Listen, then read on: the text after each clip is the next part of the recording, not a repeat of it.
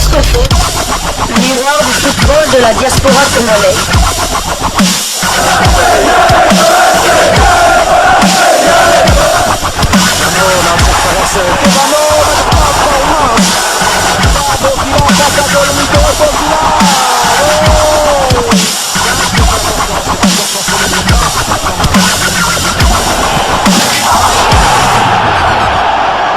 Foot, le miroir du football de la diaspora congolaise. Vous êtes sur Diasco Foot, le miroir du football de la diaspora congolaise. Diasco Foot vous dit bonjour, tout le plaisir est pour nous de vous retrouver, mais surtout de savoir que vous êtes nombreux en train de suivre votre chaîne YouTube dédiée uniquement aux footballeurs de la diaspora congolaise.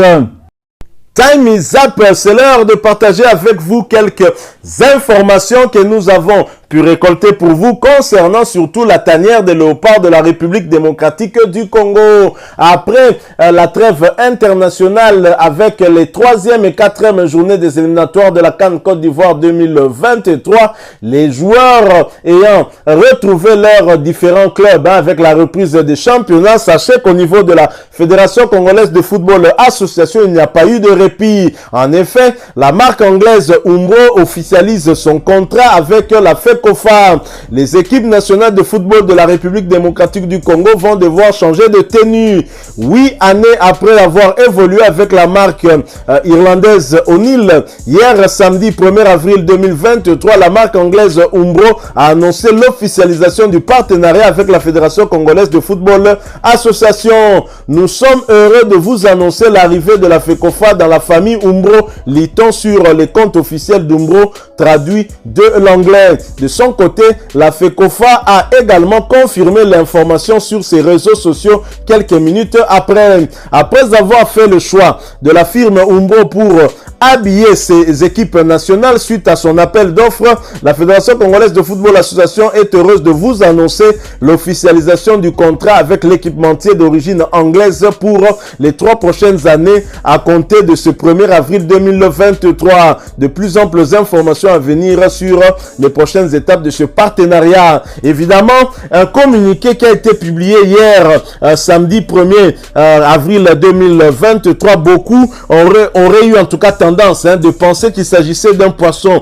d'avril. Voilà pourquoi la Fédération congolaise de football association est revenue encore ce 2 avril pour pouvoir préciser qu'il ne s'agissait pas d'un poisson d'avril par cette publication. On est le 2 avril. Non, ce n'était pas un poisson d'avril Banamboka. La Fédération congolaise de football association et Umbro South Africa, c'est bel et bien réel pour 3 ans. Rendez-vous rapidement pour avancer ensemble. Date, prix, point de vente.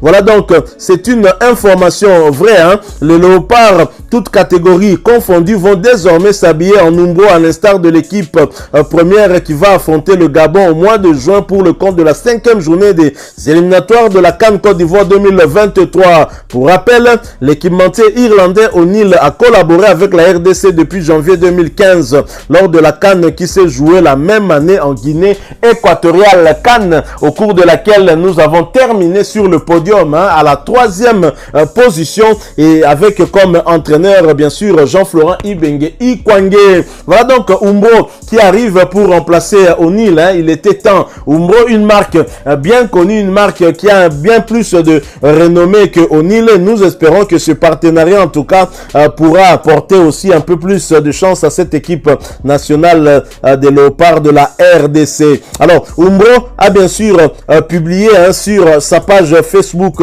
ce message d'accueil de la République démocratique du Congo, et des Congolais n'ont pas manqué en tout cas d'aller commenter dans cette page là, et chacun y est allé à sa façon. Je vais vous lire quelques commentaires dont celui-ci: une magnifique marque choisie par notre fédération, il est visiblement content et c'est un Congolais. Il y a également un autre qui dit: faites-nous oublier les blues du précédent équipementier. Un autre a commenté: nous sommes heureux d'intégrer la famille Umbro, hâte de voir nos fauves porter la marque. Binope Bozeli Kakati le 1er avril pour nous annoncer ça. Comment nous allons croire tout ça? notre pays n'arrête pas de nous surprendre. Voilà donc, voilà pourquoi la Fédération congolaise de football association est revenue à la charge pour préciser qu'il ne s'agit pas d'un mbisi d'avril, d'un poisson d'avril, mais qu'il s'agit d'une information vraie, confirmée par la Fédération congolaise de football association. Une bonne rentabilité pour notre équipe, surtout des beaux maillots aussi. C'est ce que nous attendons. Confectionnez-nous des beaux maillots. Voilà un autre Congolais qui commente.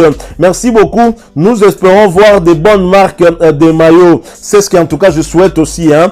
Faisons aussi un bon travail, s'il vous plaît, Umbro. Nous espérons des bonnes choses.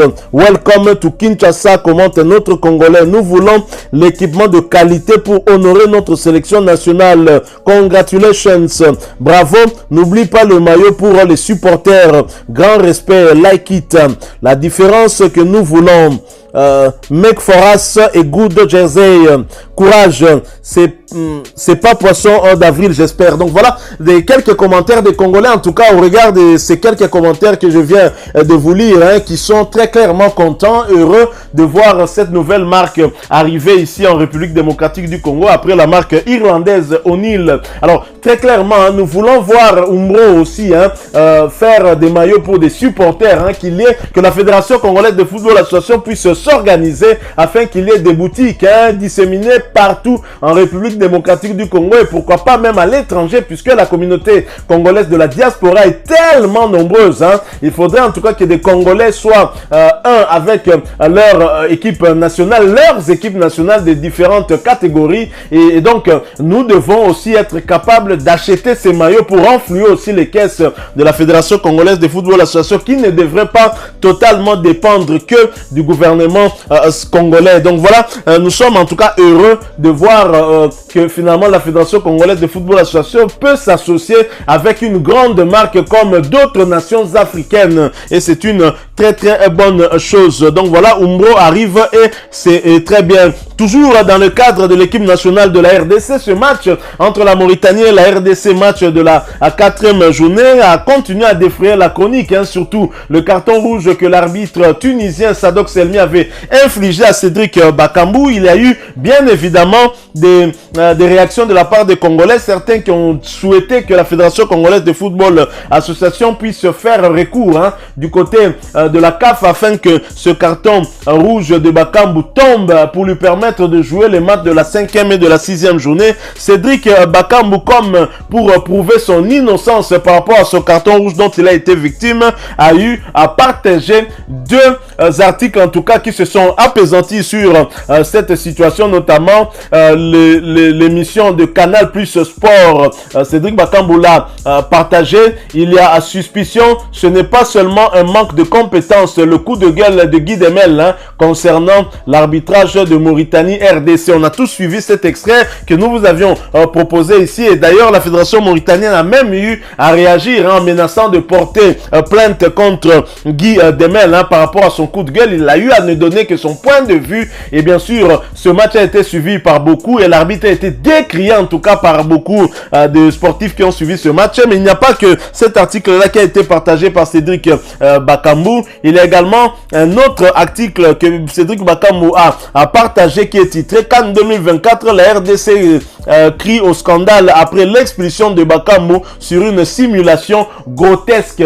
Ça c'est également un autre article que Cédric Bakambu a partagé sur sa page Facebook officielle, comme pour dire que l'arbitrage était vraiment catastrophique et c'était très clairement un arbitrage bien choisi pour favoriser la Mauritanie. Donc voilà donc, et toujours en rapport d'ailleurs avec cette CAN 2023 mais qui va se jouer en 2024. Ça a été confirmé justement, les différentes dates ont été confirmées, dévoilées par la Confédération africaine de football. La Confédération africaine de football a dévoilé la période pendant laquelle se déroulera la phase finale de la Coupe d'Afrique des Nations Côte d'Ivoire 2023. Oublions le mois de juin, la compétition aura lieu entre le mois de janvier et celui de février 2024 en Côte d'Ivoire. La 34e édition va réunir 24 nations au pays des éléphants. Le coup d'envoi de la plus grande compétition africaine sera donné le 13 janvier 2024. La finale aura lieu le 11 février 2024, a fait savoir la Confédération africaine de football.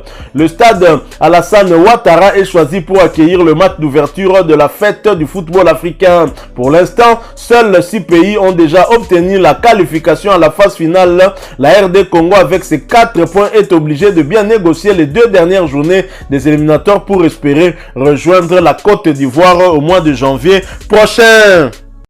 Voilà, nous sommes arrivés à la fin de ce sujet. Si vous l'avez aimé, n'hésitez pas à nous laisser un maximum de j'aime. N'hésitez pas non plus à partager avec nous votre opinion. Si vous en avez une par rapport au sujet que nous venons de vous proposer, laissez-la nous à travers un commentaire. Abonnez-vous si vous êtes nouveau ou ancien, que vous ne vous êtes pas encore abonné sur cette chaîne Diascofoot, parce que nous sommes le miroir du football de la diaspora congolaise. Et n'oubliez pas qu'en vous abonnant apparaîtra une petite cloche de notification. Cliquez dessus pour ne plus rien manquer des prochaines vidéos que nous allons vous proposer. Encore une fois, merci à vous, avec espoir de vous retrouver très bientôt avec un autre sujet d'actualité. En attendant, portez-vous bien et Diascofoot vous dit au revoir.